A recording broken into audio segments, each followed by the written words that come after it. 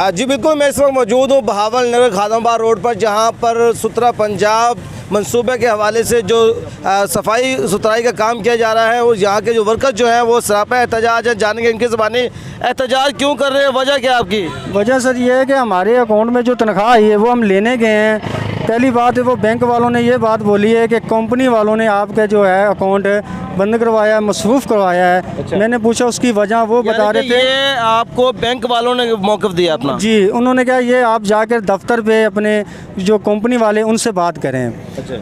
उसके बाद हमें जो है आसिफ गुज्जर साहब, उसके अलावा अहमद साहब, शाह साहब, वो ये बात कह रहे हैं कि आपको सैलरी मिलेगी 22,000।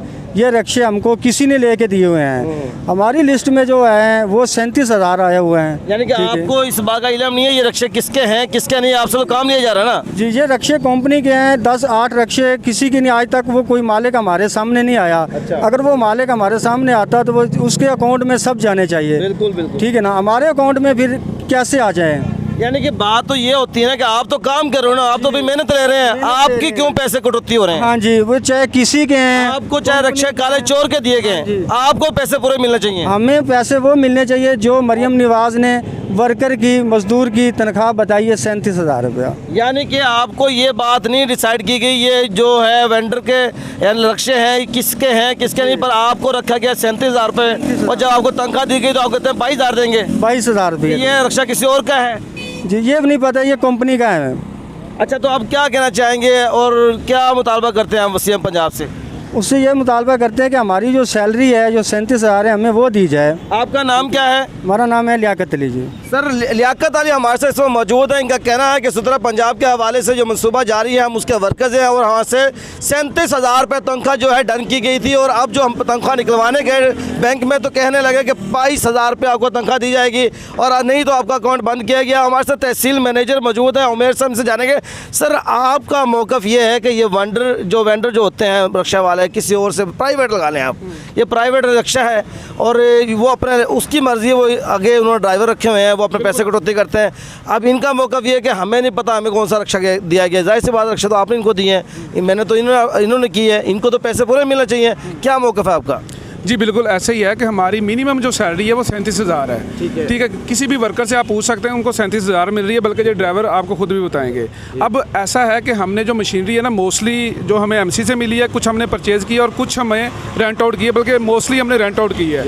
अब जिसमें रिक्शा ज़्यादा हैं, तो अब रिक्शा एक वेंडर है, फॉर एग्जांपल हमसे वो उसका एक डिसाइडेड अमाउंट हो गई है, अब उसने आगे हमें ड्राइवर प्रोवाइड करना है, तो हमने उस ड्राइवर को, हम उसके लायबल नहीं है उस ड्राइवर को सैलरी देने के, क्योंकि ड्राइवर की सैलरी और उस वेंडर का मामला है। ठीक है, हमने उसको एक लमसम पैकेज दिया है, उस पैकेज में उस ड्राइवर का और उस वेंडर का खुद मैनेज करना है।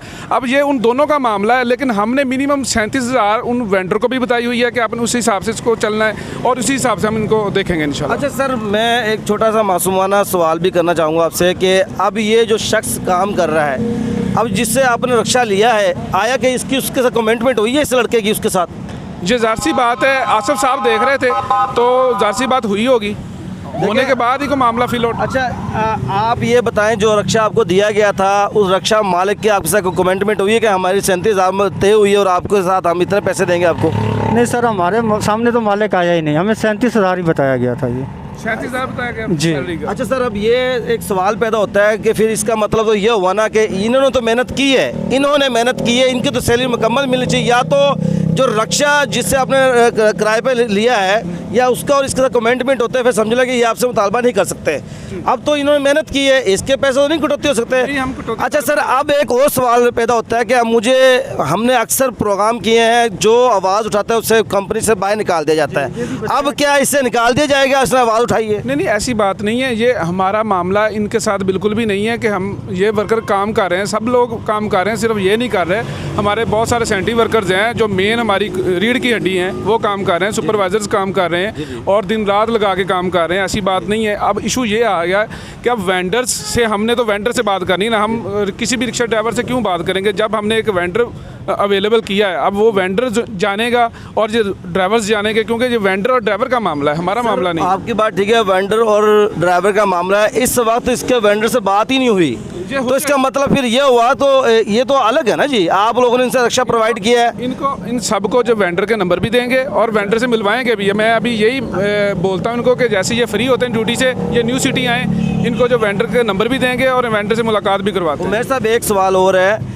कि आप अब बात ये अकाउंट तो इसका खोला गया ना बैंक के अंदर, तो पैसे तो ये मसूल करेगा, फिर 22,000 रुपये इसको क्यों कहा गया कि 22,000 आप लेंगे? यार यही तो बात मैं कह रहा हूँ कि न्यू सिटी जब आएंगे वेंडर को भी बुला लेंगे, इनको भी बुला लेंगे, तो मामला सेटल डाउन हो जाएगा कि क्या मामला है, एक्चुअल मामला जो क्या है। हमारे दरमियान गुफ्तगू है इससे तो ये ज़ाहिर होती है कि ये पॉलिसी गलत है, क्योंकि इनको तो अंधेरे में रखा गया है। अब आप वेंडर इनके मत्थे लगा देंगे। अब देखो जी, इन्होंने इस चीज़ से तो कोई ठेका नहीं लिया, ये रक्षा किसका है, किराए पे है नहीं, इन्होंने सिर्फ आपको देखा है, आपने इनकी जिम्मेदारी लगाई है कि आप काम करें, ये काम करके अपने पैसे मेहनत कमा रहे हैं। और अब ये वेंडर का और ये मामला भी आप लोगों का था, ये अभी हो जाएगा, ये अभी क्लियर हो जाएगा, आज के आज इसको क्लियर करेंगे इसको। मैं ऑन दी कैमरा एक बात फिर करना चाहूँ कि आप इससे निकाल दिया जाएगा, इसने आवाज़ उठाइए।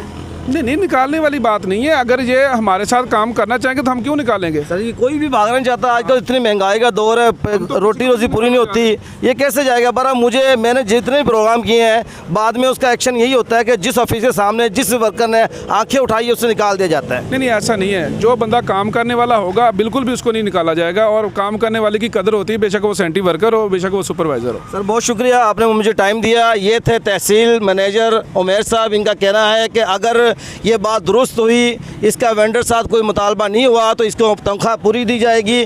और उसके बाद इन्होंने वादा किया है कि काम करने वर्कर जो है हम रखेंगे, इन्हें निकाला नहीं जाएगा। अगर ये बात डिसाइड नहीं हुई और वेंडर और रक्षा वाले के दरमियान, तो तनख्वाह मुकम्मल मिलेगी। और अगर इसमें कोई और मामला पेश आए तो इसे इंशाल्लाह हम जल्द हल भी करेंगे और ये जो एहतजाज है इनका ख़त्म कर दिया जाएगा। इसके साथ ही मैं जाना चाहूँगा कैमरामैन फरमान अली के साथ शहबाज प्रिंस, कोहिनूर, बहावल नगर।